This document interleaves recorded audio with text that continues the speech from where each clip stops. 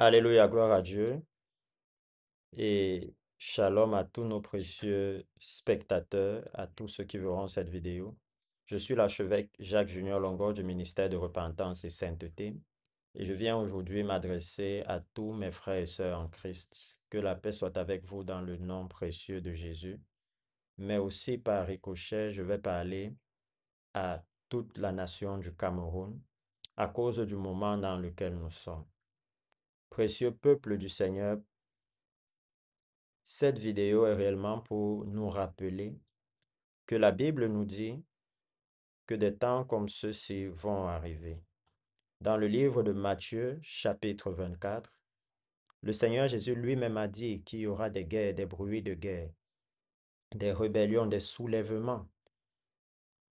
Et nous avons vu cela se produire dans plusieurs nations, de près ou de loin, de très grandes, des petites.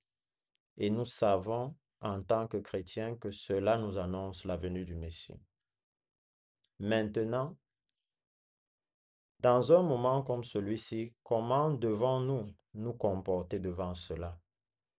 Dans le même Matthieu chapitre 24, Luc 21 ou Marc chapitre 13, ou même Jean chapitre 14, le Seigneur va dire que rien ne vous trouble. Le Seigneur nous promet que lui, il est allé nous préparer une place et il revient nous chercher afin que nous soyons avec lui. Pour cela donc, précieux peuple du Seigneur, nous devons nous souvenir en un tel moment que nous sommes nés de nouveau et que ceux qui sont nés de nouveau sont ceux dont le Seigneur Jésus parle.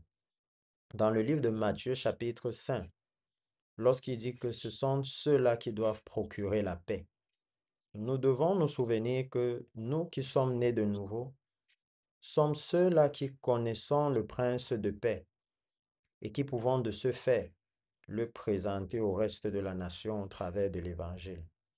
Nous devons nous souvenir que la parole de Dieu nous dit que Jésus est le modèle de ceux qui sont nés de nouveau.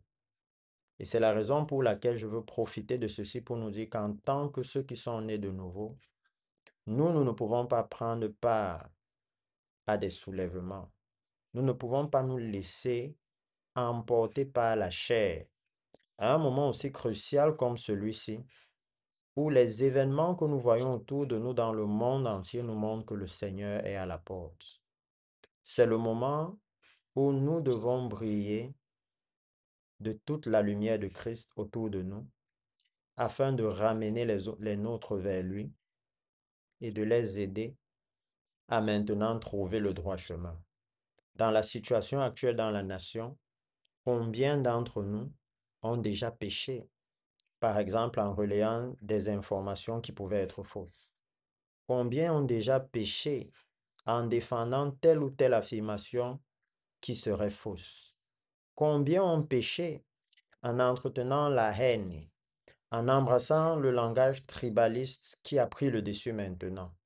Combien ont péché parce qu'ils ont entendu tel ou tel dire ceci ou cela concernant leur tribu et qui se sont mis à haïr, à se méfier de l'autre tribu, même dans l'Église. C'est pourquoi en un moment comme celui-ci, c'est le moment où je viens rappeler au peuple de Dieu que la Bible dit que pour nous, nous sommes une nation sainte, un peuple acquis. Pour nous, nous sommes des pèlerins. Et c'est la raison pour laquelle nous ne saurions marcher selon la chair, car nous savons très bien ce que la Bible appelle les œuvres de la chair. Et nous savons aussi très bien que la Bible dit que l'ennemi vient pour détruire, il vient pour arracher, il vient pour voler. En ce moment-ci, ce qui est crucial, qui est central et qui est en jeu maintenant, c'est votre salut, c'est votre éternité. Les actes que nous allons choisir de poser auront un impact éternel sur nos vies. Et en tant que nés de nouveau, nous le savons et nous en sommes conscients.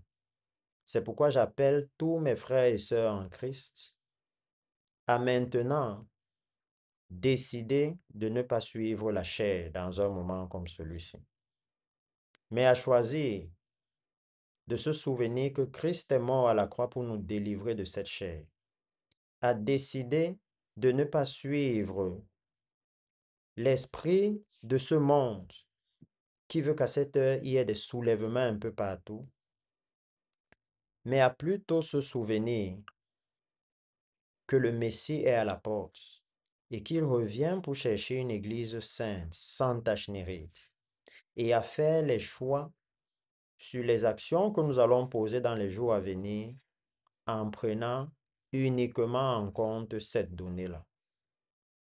C'est le moment pour nous, l'Église, pour les hommes de Dieu, de focaliser le peuple du Seigneur sur ce qui est important. Parce qu'il a dit que rien ne vous trouble, que rien ne vous distrait. L'objectif pour nous est l'éternité de nos âmes. L'objectif pour nous est le salut. Alors pour tous ceux qui dans les situations actuelles, qui dans les conditions actuelles, se sont retrouvés d'une façon ou d'une autre dans le péché, peut-être colportant des mensonges, peut-être vous pouvez voir, la haine est déjà dans le cœur, le ressentiment et toutes ces choses.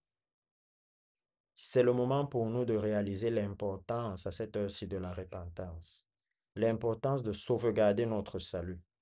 C'est le moment pour l'Église d'être le sel de la nation et de participer à la bénédiction de la nation.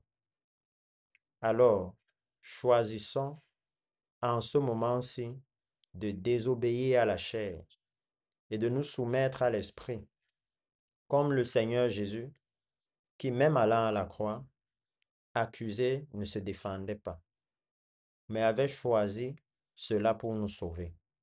La Bible dit que c'est lui notre modèle et nous connaissons ses paroles. Alors, précieux frères et sœurs en Christ, si quelqu'un s'est retrouvé dans toutes ces différentes situations, dans tous ces différents péchés, emporté par la vague de ce monde, du prince de ce monde, c'est le moment de retourner au Seigneur et d'embrasser une repentance sincère et de décider de ne pas obéir à la chair et à l'ennemi, mais de choisir la voie de la paix, la voie de la justice, la voie de la sainteté, parce que le Messie est à la porte. Que le Seigneur vous bénisse abondamment